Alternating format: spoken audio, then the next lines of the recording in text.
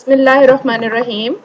The topic we are going to discuss is panic disorder. I am Dr. Tayyeba, working as a consultant psychiatrist in Department of Psychiatry and Behavioral Sciences, Faisalabad Medical University. These are few areas which we shall be discussing. This is a brief outline of that. By definition, it is a recurrent and unexpected anxiety attack of panic, which are more often called panic attack. In simple words, in a panic attack, people shall be having severe anxiety attacks in the form of episodes in which we cannot be finding any precipitating factors or any particular situations, which means that the attack shall happen out of the blue without any reason. It shall last for almost 10 to 20 minutes. Patients shall experience severe anxiety in which there can be palpitations, sweating, hyperventilation, feeling that something is going to happen. And between two attacks, the person stays fine, although he may be fearing another attack. Having recurrent panic attack fulfills the criteria for panic disorder. These are a few particular features of panic disorder. That is, panic attacks can occur at any time, even during sleep. An attack usually peaks within the 10 minutes. Some symptoms may be longer.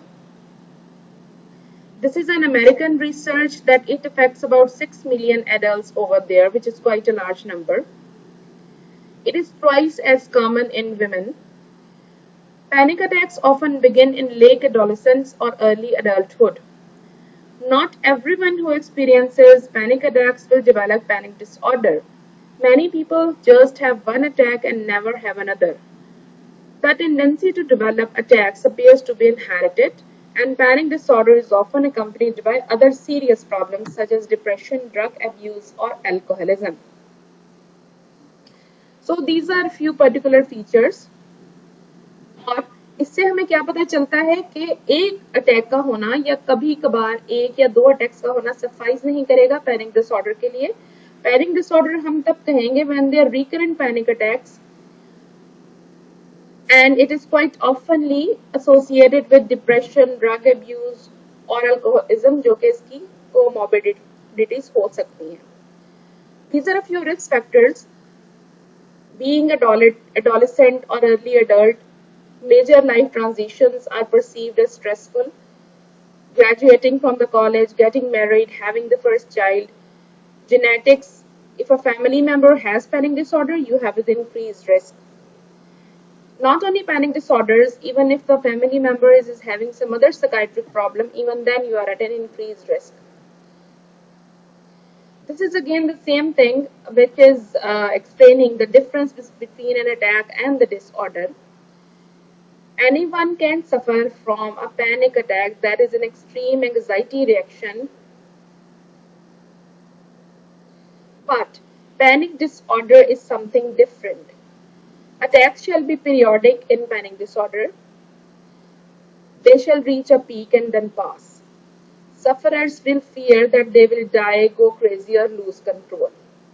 Attacks happen unexpectedly in the absence of a real threat, and sufferers experience dysfunctional changes in thinking and behaviors. For example, worries persistently about having an attack, plans the behavior around possibility of a future attack.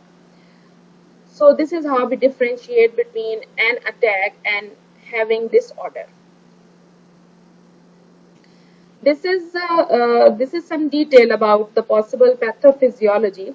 Although we are not very sure why a panic attack happens, but it is suggested that due to neurochemical changes in the brain, a person, his mind perceives that something threatful is going to happen.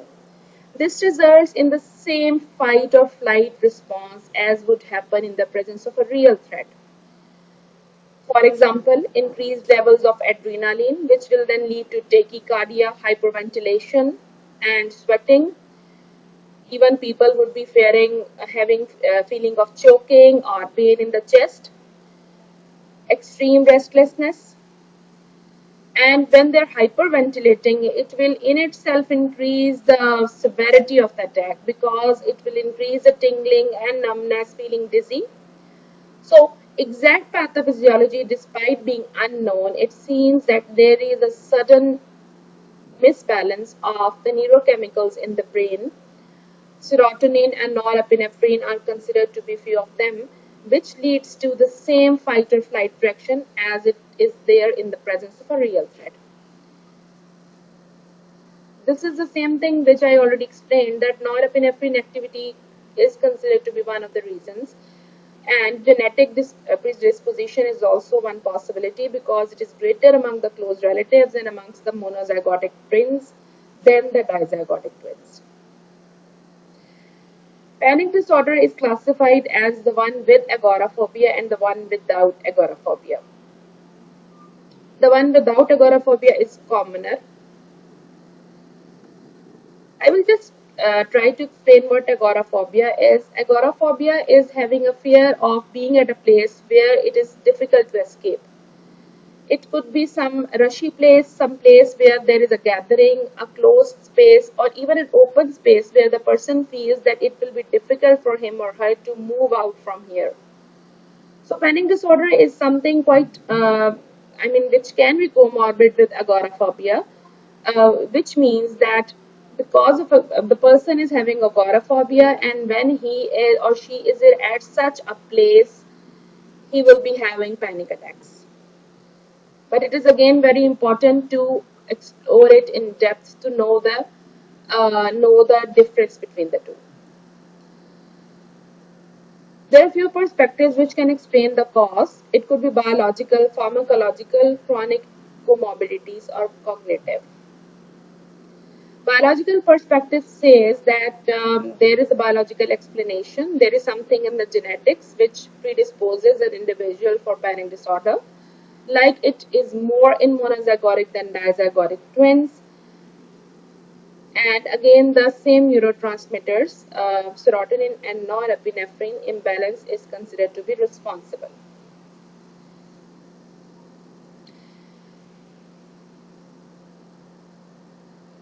We need to be knowing some triggers which could be bringing about a panic attack. Although panic disorder is said to be something which will happen out of the blue, but sometimes we can think of certain chemicals, for example, caffeine, amphetamine, alcohol, and others. They report having panic attacks after having these. People suffering from alcohol, have alcoholism, or even withdrawal of drugs, various substances like withdrawal of alcohol or benzodiazepines may be considered to be triggers of panic attacks. So we need to know the difference between the triggers and the precipitating factor. यहाँ पर caffeine, alcohol और drugs का जिक्र है. उसका मकसद ये नहीं है कि इन्हीं चीजों की वजह से पैनिक अटैक होगा. पैनिक अटैक हम उसको कहते हैं where we are not able to find something which made a person feel so panicky. These are the triggers जिनके बारे में ये सोचा जाता है कि ये चीजें अगर एक बंदा ले रहा था, पेशेंट ले रहा था और या वो विड्रॉल से गुजरा बेंजोडाइजेपिन जैसे ड्रग्स के, तो इससे पॉसिबिलिटी है कि फ्यूचर में उसका रिस्क इंक्रीज हो सकता है of having panic disorder.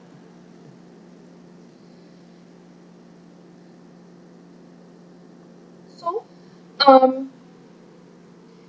this slide explains that there are some physical illnesses in which the symptoms are quite similar to panic attack or panic disorder. So we need to know the difference. It is very important and even important for saving a person's life. Chronic cardiac conditions like long QT syndrome, WPW syndrome, even having a myocardial infarction, people can be experiencing severe anxiety and palpitations. So we need to be very clear that this person is not having a physical condition.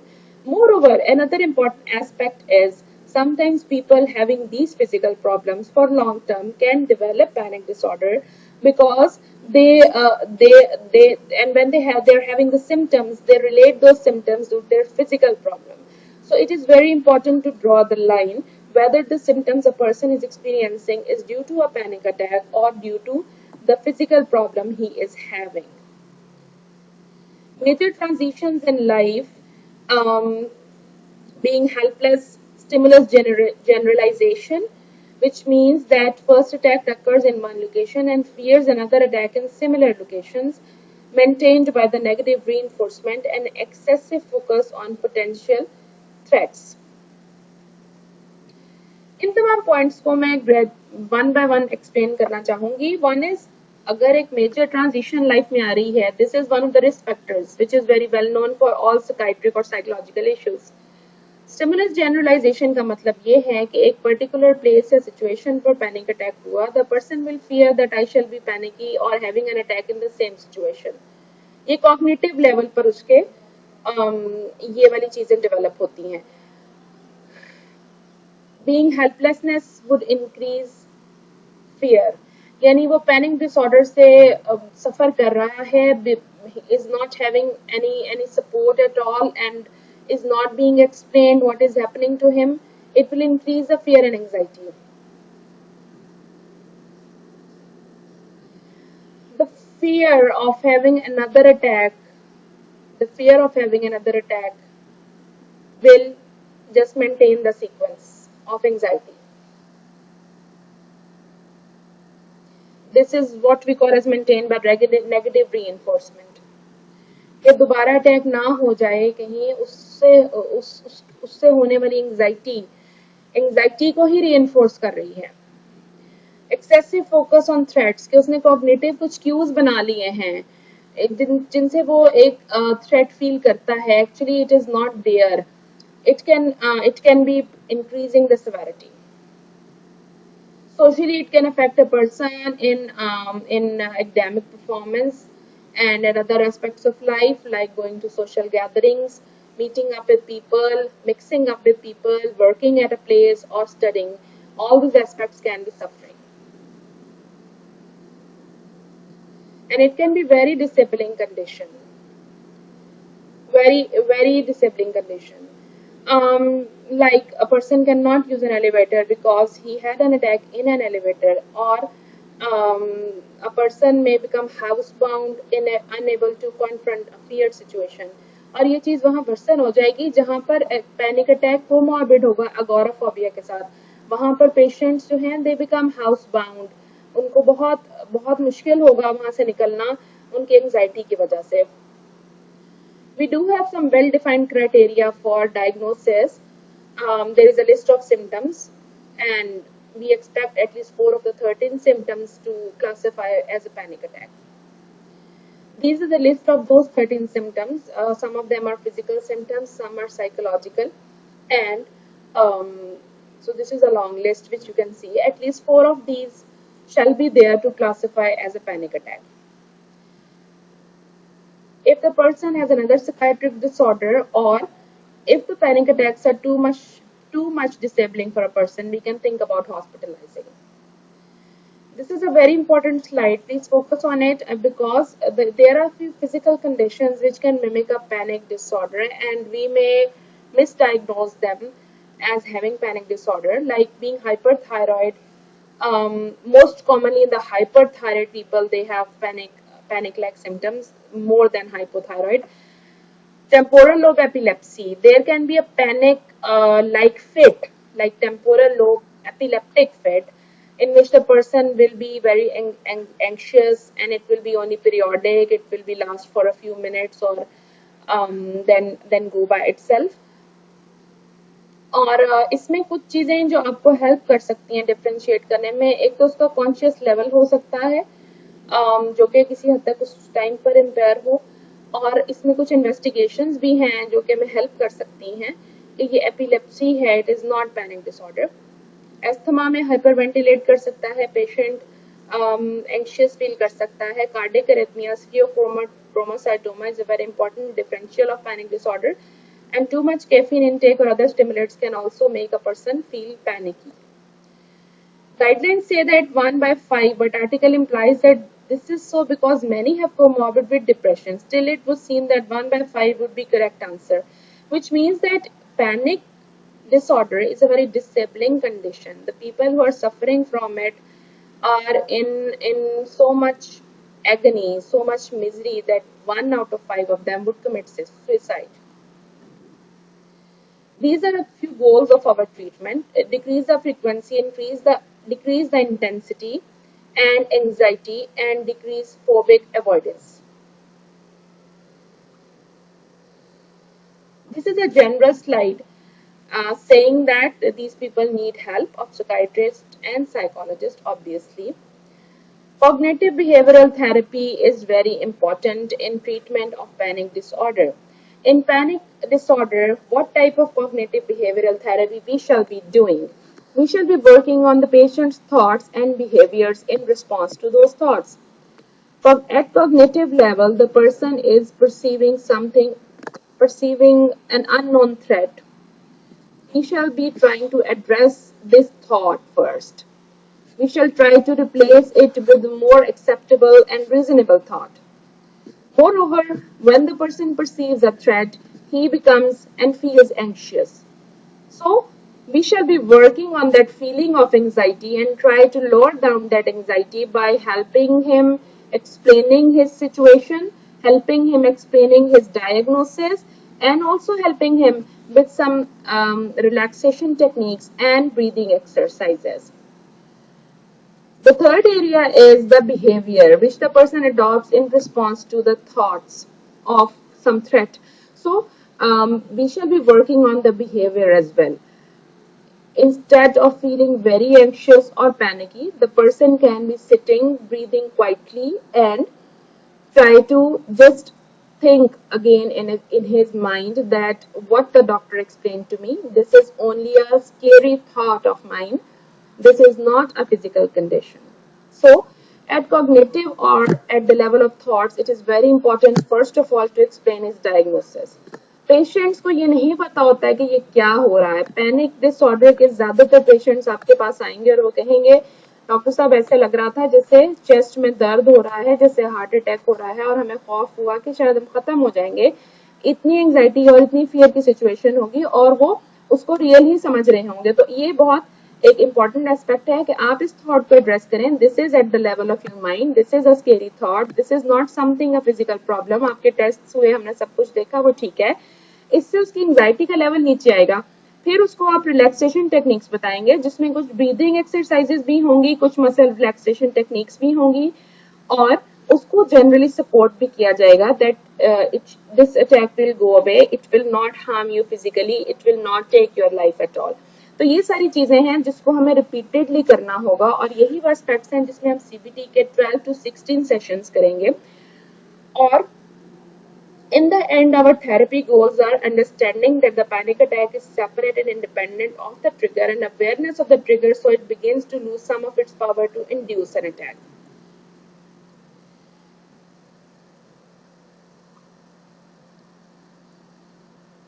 These are a few behavioral techniques जो कि हम patient को बता सकते हैं और उसको हम ये बता सकते हैं कि कुछ ऐसे बिहेवियर्स होते हैं जिससे आपका अटैक, उसकी सिविरिटी बढ़ जाती है. Intentional hyperventilation will create light headedness, derealisation, blurring of vision. तो उसको हम अवॉइड करेंगे. हाइपरवेंटिलेशन को हेल्प भी किया जा सकता है एक पेपर बैग में ब्रीथ करवा के. उससे उसकी जो सिविरिटी है वो बेहतर हो जाएगी.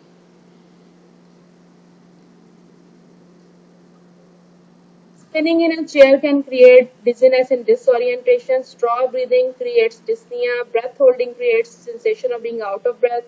Running in place creates increased heart rate, respiration and perspiration, and body tensing creates feelings of tense and vigilant. So therapy goals is to help the patient to come through an attack by controlling the symptoms.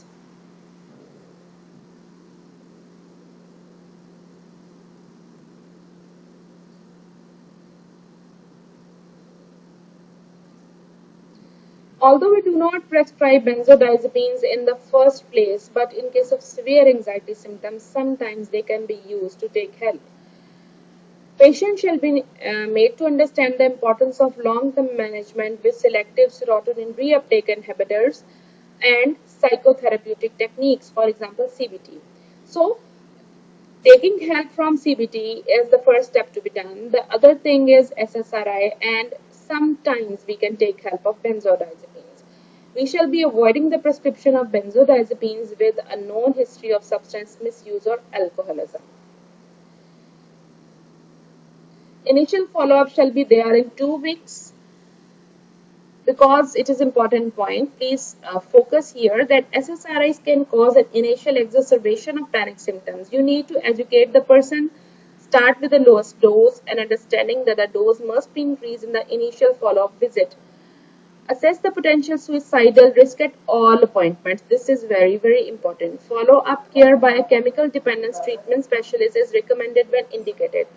Patients with ventricular dysrhythmias, abnormal findings on ECG, abnormal findings on cardiac examination, or significant risk factors for heart disease shall be referred to a cardiologist. If a patient is admitted with you in inpatient care, the focus of treatment is about the safety of the patient, report any suicidal or homicidal ideation, controlling the intense anxiety. They may need hospitalization for acute intoxication or withdrawal from drugs. Like they might be using benzodiazepines by themselves, self-medicating them to get rid of the anxiety. These are a few drugs that can be used in the treatment. SNRIs is another group of antidepressant medications. High potency benzodiazepines shall be used only on rare occasions where there is severe anxiety, and they should not be prescribed for long term. We can take help from tricyclic antidepressants and monoamine oxidase inhibitors as a last line of treatment. SSRI is the first choice. The examples are fluoxetine, paroxetine, sertraline, or fluvoxamine. It is an antagonist at the serotonin receptor, inhibits the reuptake. तो ये level बेहतर करेगा serotonin के, और which is considered one of the reasons of severe anxiety and panic. So इस तरह से ये biological level पर काम करेगा. SNRIs are some other drugs. Again, they shall inhibit the reuptake of serotonin. Few benzodiazepines can be used like lorazepam, clonazepam, alprazolam, or diazepam. It is not a primary choice because of dependence and side effects. Tricyclic antidepressants is another group including imipramine, desipramine, or bromipramine. Although it has a lower risk of dependence and it is also effective in controlling the attacks, but it does have some side effects like blurring of vision, dry mouth, dizziness, weight gain, and there is a long list of side effects. So that is why we use mostly SSRIs in the first place. MAO inhibitors is another group which is not commonly used now because of high risk of drug interactions and some side effects, although they can be effective in patients with the panic disorder or associated phobias.